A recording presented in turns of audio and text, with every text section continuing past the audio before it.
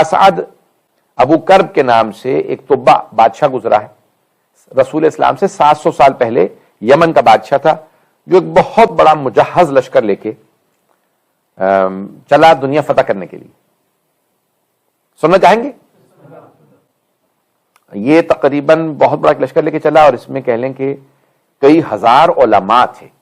یہ اپنے ساتھ علماء لے کے چلا، بڑے بڑے قابل علماء لے کے چلا. خود اس کے متعلق البدایۃ والنہایہ ابن کثیر نے لکھا کہ مشرک تھے، یعنی ابتدائی طور پہ، اور بت پرست جو طبہ تھا. اور خود ابرہہ جو تھا وہ بھی طبہ تھا، یعنی یمن کا بادشاہ تھا، اور وہ بھی لیکن وہ ابرہہ کے نام سے مشہور ہے، جو مشرک یعنی کہہ لیں کہ وہ خانہ کعبہ کو ڈھانا چاہتا تھا. یہ بھی بہرحال چلا. اب 80,000 کا یا 4 لاکھ کا، جو بھی، مجھے اس سے بحث نہیں ہے. تاریخ میں نے اختلاف دیکھا ہے. 6,000 بعض علماء، بعض نے کہا، بعض نے کہا کہ 2 یہودی بڑے عالم ساتھ تھے اس زمانے میں. یہودی کیونکہ مذہب دنیا میں رائج تھا، تو مختلف مذاہب و ادیان کے علماء کو لے کے چلا، بہت بڑا لشکر لے کے چلا کہ میں دنیا فتح کروں گا. 4 لاکھ کی فوج بنائی، اور جس میں بڑے بڑے طبیب تھے.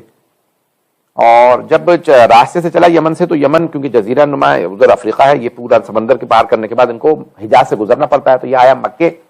جب مکے پہنچا تو اس نے خانہ کعبہ کو دیکھا، اور اس نے کہا بھئی یہ کیوں آتے ہیں یہاں؟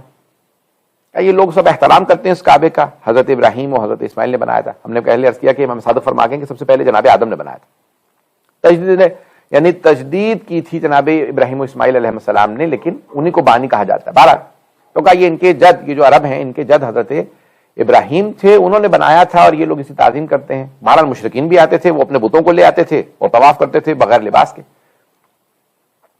تو بہرحال اس نے دیکھا، کہا کہ اس طرح کا کعبہ میں وہاں بناؤں گا. پہلے اس کے ذہن میں آیا اس کو ڈھا دوں گا، اس کے ذہن میں خیال آیا، اس نے اس کا اظہار نہیں کیا. اور وہ بیمار ہو گیا بہت سخت طبہ. جب وہ بیمار ہو گیا تو اس کے طبیبوں کو بلایا گیا کہ اس کا علاج کرو. ایک طبیب نے آ کے کہا کہ اس کا علاج، دوسرے نے یہ وہ کرتے کرتے ان میں سے ایک طبیب نے کہا حضور لگتا ہے کہ آپ نے کچھ یعنی روحانی گناہ کیا ہے، آپ کے جسمانی لحاظ سے کوئی بیماری نہیں ہے، آپ سالم ہیں.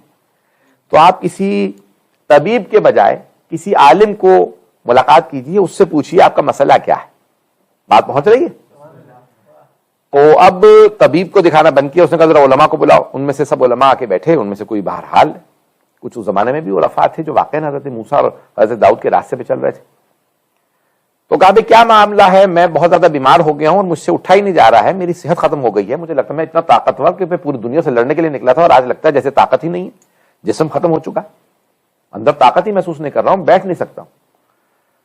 تو ان میں سے ایک عالم نے کہا کہ حضور لگتا ہے کہ آپ نے اس گھر سے متعلق، کعبے سے متعلق کوئی بری نیت کر لی ہے.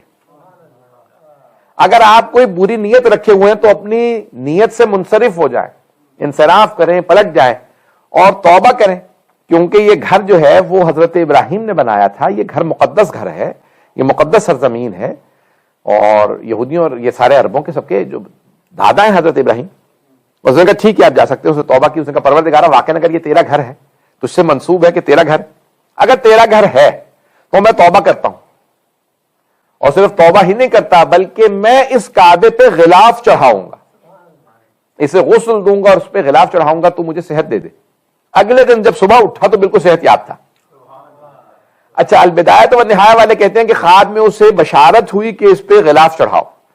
تو پیغمبر اسلام نے فرمایا ہے کہ سب سے پہلے جس آدمی نے خانہ کعبہ کو غلاف چڑھایا ہے وہ طبہ تھا.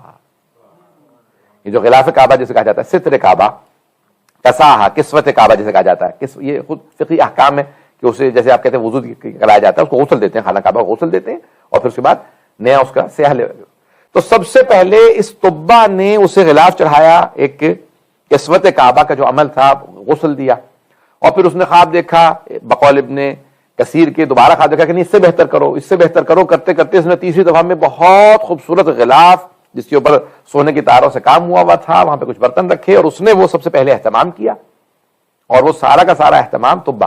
اور اس لیے سرور کائنات کی حدیث ہے اہل سنت کی کتابوں میں بھی، اور میں نے اپنی بھی بعض تفاسیر میں یہ حدیث دیکھی، لا تسبوا الطبہ، کہ سرور کائنات نے کہا کبھی طبہ کو گالی نہ بکنا، لأنہ اول من کسل کعبہ، کیونکہ وہ آدمی وہ تھا جس نے سب سے پہلے کعبہ پہ، خانہ کعبہ پہ غلاف چڑھایا. بات پہنچ رہی ہے ناظرانہ؟